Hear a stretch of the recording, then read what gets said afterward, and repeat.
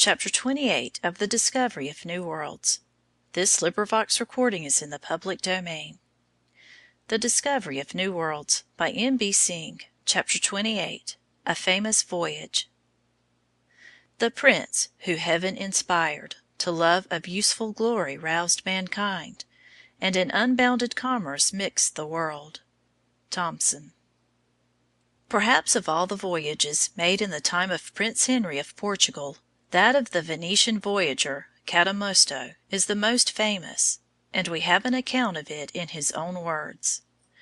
Sailing from Venice to France, Cadamosto was driven by a storm to shelter in the prince's town near Cape St. Vincent. Here he heard of the glorious and boundless discoveries of the prince's ships, and a passionate desire to see the world and explore the unknown fired him with eagerness to enter the prince's service.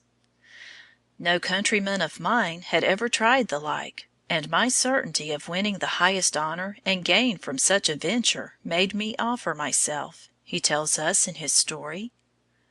On March 21, 1455, Cadamosto sailed for Madeira, then on to the newly found Canary Islands, which had been called the Hanno of old, the Islands of the Blessed, and so to the coast of Africa, landing at the White Cape, Cape Blanco.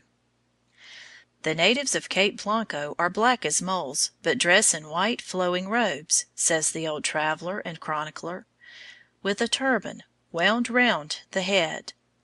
Indeed, plenty of Arabs are always hovering off the cape for the sake of trade with Prince Henry's ships, especially in silver, grain, and woven stuffs, slaves, and gold. Coasting on to the southward, he came to the great river Senegal, where the natives were of a color something between black and ashes in hue.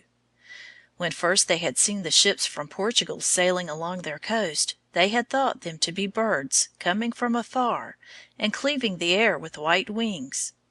When the sailors let down the sails and drew the ships to the shore, the natives thought they must be fishes, and they stood stupidly on the shore gazing at the new wonder. On sailed the explorers, south and ever south, till they reached Cape Verde, the most western point of West Africa. The long spell of white sand had now given way to green grass and trees, while native villages were dotted about on the seashore. But the Portuguese knew Cape Verde already. Farther south they did not know. So Cadamosto sailed on. They reached the mouth of the river Gambia and started up the stream to explore farther. But the negroes, sooty black in color, dressed in white cotton with helmets on their heads, 2 white wings on either side and a feather in the middle, came against them. The natives were hostile and unfriendly, so Cadamosto sailed away. He had already sailed farther south than any of the other Portuguese ships, to within measurable distance of the equator, that imaginary line that divides the world in 2 parts. Cadamosto did not know that the world was round.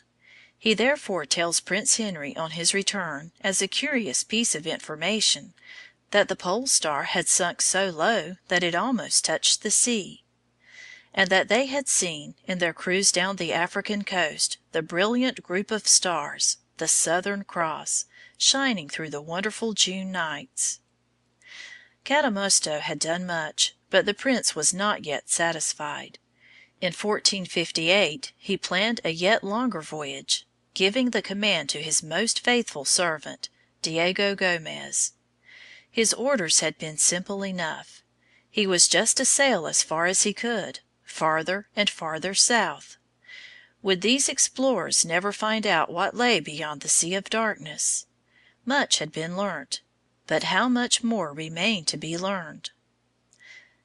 Gomez started forth and sailed beyond Cape Verde, turning due west and coming on the Cape Verde Islands, important today as coaling stations for the large steamers plying between England and Africa and America. He had stories to tell of golden rivers, of gold mines, of ivory tusks and elephant teeth, of houses made of seaweed covered with straw. He returned to Portugal only in time to be present at the death of his beloved master, Prince Henry. Still working for the cause he had at heart, his motto, "Desire to do well," ever before him, Prince Henry fell ill.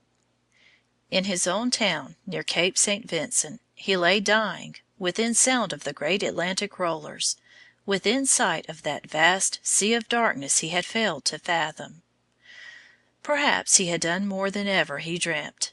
His energy, his untiring hope, his unwavering purpose and steady determination, had awakened in his countrymen a spirit of enterprise and adventure. He had indeed roused mankind to the love of useful glory, and in unbounded commerce mixed the world. CHAPTER XXIX.